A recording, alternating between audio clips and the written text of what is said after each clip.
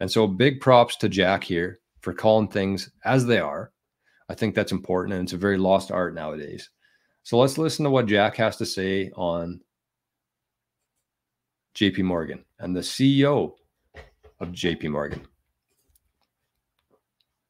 And Bitcoin specifically, you had the JP Morgan CEO and chairman Jamie Dimon calling it essentially pet rock, and once again calling into question its worth and its value here.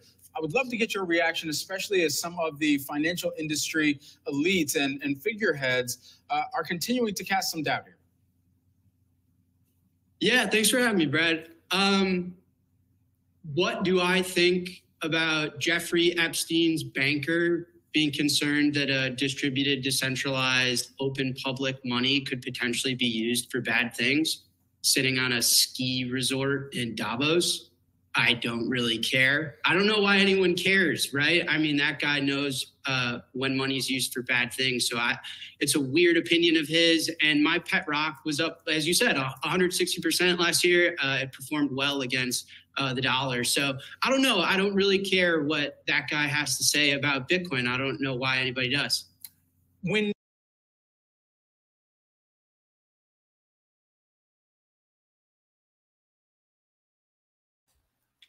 I love that guy. Big fan of Jack. And I mean, we go through these news things all the time. And yesterday we talked about one guy from Bloomberg saying that the Hong Kong ETFs will struggle to hit 500 million in new money flowing in. It's like, why are we listening to these people? Why would you ever listen to what Jamie Dimon has to say about anything? Why would you listen to what the head of senior analysis at Bloomberg has to say about things? These people are paid. And I think it was on Tuesday, we watched a video on how Bitcoiners need to communicate with people. And they talked about the no-coiners and the pre-coiners. And no-coiners are the people who go out of their way, who hate Bitcoin. They go out of their way to try to badmouth Bitcoin without having any sort of knowledge or understanding of it, because they benefit so much from the old system.